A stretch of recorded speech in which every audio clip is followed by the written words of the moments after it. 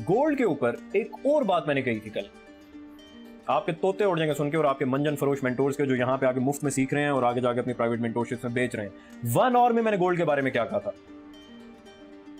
मेरे YouTube channel पे आ जाए, इस प्लेलिस्ट पे आ जाए, दी गोल्ड लेगेसी, ये खोली हुई है, लेक्चर 1 पे चले जाएं, ये ओपन हुआ हुआ है, कितने मिनट्स पे जाना है, 48 मिनट्स एंड 36 सेकंड्स पे चले जाएं, ठीक है, ये ले आ जाए 48 मिनट्स एंड 37 सेकंड्स पे आ जाए।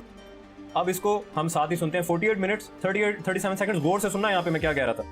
बुलिश गैप ब्रेक होना शुरू हो जाए, ठीक है, अगर ये बुलिश गैप ब्रेक होना शुरू हो जाए स्ट्रांगली, इसके नीचे बॉडीज क्लोज होना शुरू हो जाए, तो फिर गड़बड़ हो सकती है बायस में, ठीक है। फिर मैं आप लोगों को आके बताऊंगा, बायस ऐसे प्रॉपर ट्रेंड शिफ्ट नहीं हो जाएगा, लेकिन शॉर्ट टर्म बायस में गड़बड़ हो सकती है। शॉर्ट टर्म बायस मतलब छोटे टाइम फ्रेम में जो आप लोगों का करीब तरीन बायस है। लॉन्ग टर्म बायस गोल्ड का फिलहाल बुलिश ही जा रहा है ऊपर की तरफ ही, समझ आ रही है बात की।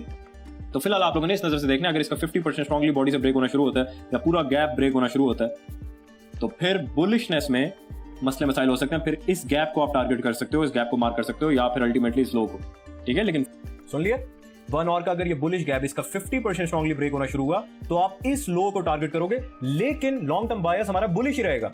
सुन लिया मैंने क्या कुछ कहा है। आए आपको 1 आवर का टाइम फ्रेम में लेकर चलता हूं। ये वो 1 आवर का बुलिश गैप था। मैंने कहा था अगर इसका 50% स्ट्रांगली ब्रेक होना शुरू हुआ, मतलब इसके 50% के नीचे बॉडी क्लोज हुई, तो आप इस लो को टारगेट करोगे।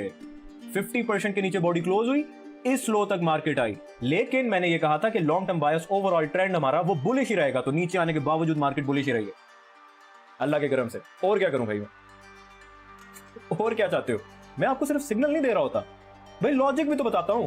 ये 1 आवर का बुलिश गैप था, अगर ये फेल हो गया तो फिर मार्केट इस लो की तरफ आ जाती है, क्योंकि स्विंग लो के नीचे वो होती है लिक्विडिटी होती है, स्टॉप लॉसेस होते हैं, उसके नीचे कहां तक जा सकती है। रेड एरिया डेली का इन्वर्जन बुलिश गैप है। ये तो मैंने आप लोगों को पहले ही डेली के टाइम फ्रेम में लाइंस ड्रॉ करके बता दिया था कि मार्केट यहां तक आ सकती है। यहां तक आ कैसे सकती है, पहले 1 आवर का बुलिश गैप फेल हो तो आप इस लो को भी टारगेट कर सकते हो, और ओवरऑल डेली के इस बुलिश गैप के 50% तक मार्केट जा सकती है, उसके बाद मार्केट रिवर्स हो सकती है। और 110% अल्लाह के करम से यही हुआ।